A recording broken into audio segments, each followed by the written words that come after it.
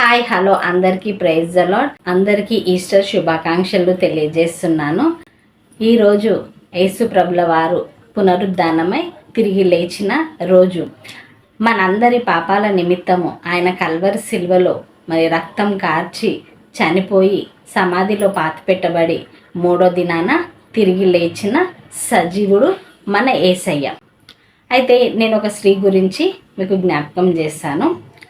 మరి యేసయ్య నేను చనిపోయి మూడో దినాన మృత్యుంజయుడై తిరిగి లేస్తాను అని చెప్పాడనమాట.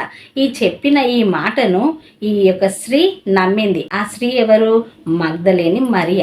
ఆమె ఒకప్పుడు పాపము చేస్తూ వ్యభిచారం చేస్తూ బ్రతికిందనమాట.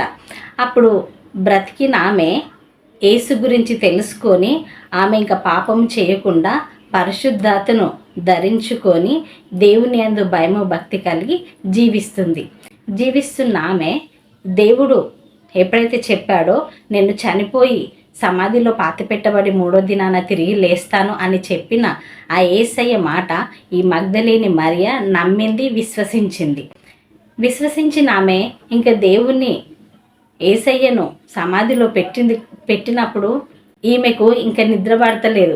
ఆమె అసలు నిద్రపోయిందో నిద్రపోలేదో మరి ఆమెకే తెలుసు. కాబట్టి ఆమె వేకువ జాముననే ఇంకా తెల్లవారక ముందే ఆమె సమాధుల యొద్దకు వెళ్ళిందనమాట. సమాధి యొద్దకు వెళ్ళి అక్కడ యేసును వెతుకుతుంది. యేసును వెతికినప్పుడు సమాధి ఖాళీగా ఉంది. ఆమెకి ఇంకా భయమేస్తుంది అనమాట. అయ్యో, నా యేసయ్య లేస్తానన్నాడు, లేచాడా? లేక ఎవరైనా దొంగలు వెతకపోయారా? అసలు ఎట్లా? మరి నేను యేసయ్యతో నేను మాట్లాడకుండా ఆయనను చూడకుండా నేను ఎలా ఉండాలి అని చెప్పేసి ఆమె భయపడుతూ ఏడుస్తుందనమాట. ఏడుస్తున్నప్పుడు దేవుడు మహిమ శరీరం దాల్చుకొని ఆమె దగ్గరకు వచ్చిండు. ఆమె దగ్గరకు వచ్చి ఆమెను అడిగిండు, అమ్మా నువ్వేం వెతుకుతున్నావు, నువ్వు ఎందుకు ఏడుస్తున్నావు అని చెప్పేసి యేసు ప్రభుల వారు మగ్దలేని మరియను అడిగినప్పుడు ఆమె ఏం చెప్పింది? నా తండ్రిని ఎవరో ఎత్తుకపోయిండ్రు, దొంగలు తీసుకుపోయిండ్రేమో అని చెప్పేసి ఆమె సమాధానం చెప్తుంది. అప్పుడు దేవుడు ఏం చెప్తాడు? నువ్వు వెతుకుతున్నా ఆ యేసును నేనే అని చెప్తాడనమాట. చెప్పగానే ఆమె చాలా సంతోషిస్తుంది. అమ్మ, నా దేవుడు లేస్తానని చెప్పిండు, నిజంగానే మూడో దినాన తిరిగి లేచిండు, మరణాన్ని గెలిచి నా తండ్రి తిరిగి లేచాడు అని చెప్పేసి ఆమె ఆనందము, ఆమె సంతోషము ఇంకా తట్టుకోలేనంత ఆనందం అన్నమాట. ఆమె నేను లేచానన్న సంగతి మరి శిష్యులకు ప్రజలందరికీ చెప్పుపో అని చెప్తాడనమాట.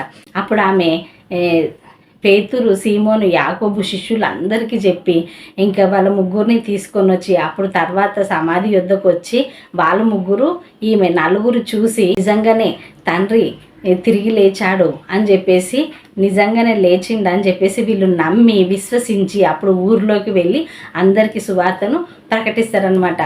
సజీవుడు లేచాడు, మరణం గెలిచి లేచాడు అని చెప్పేసి అందరూ సువార్తను ప్రకటిస్తారనమాట.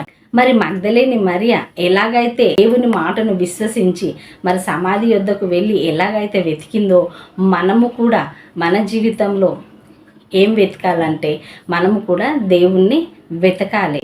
దేవుణ్ణి మనం ఎక్కడ వెతకాలి? ఆ రోజుల్లో అంటే దేవుడు మానవుని రూపంగా ఉన్నాడు కాబట్టి వెతికింది. మరి ఈ రోజుల్లో మనం ఎలా వెతకాలంటే వాక్కు ద్వారా దేవుణ్ణి వెతకాలి. ఆ వాక్కు దేవుడై ఉన్నాడు కాబట్టి మనం అనుదినము బైబిల్ని ధ్యానించినట్టయితే బైబిల్ని మనం వేకువనే మగ్దలేని మరియ వేకువనే లేచి ఎలాగైతే దేవుణ్ణి వెతికిందో మనము కూడా వేకువనే అనుదినము ప్రతి క్షణము మనము కూడా దేవుణ్ణి మనం వెతికినట్లయితే మనము కూడా వాక్యం ధ్యానించినట్టయితే దేవుడు మనకు కూడా దొరుకుతాడంటే ఎలా దొరుకుతాడో? పరిశుద్ధాత్మ ద్వారా మనకి దొరుకుతాడు. పరిశుద్ధాత్మను మన హృదయంలో నింపుతాడు. మనము పరిశుద్ధాత్మను పొందుకుంటాం. దేవుడు సమాధిలో నుంచి తిరిగి లేచాడు కదా మరణాన్ని గెలిచి.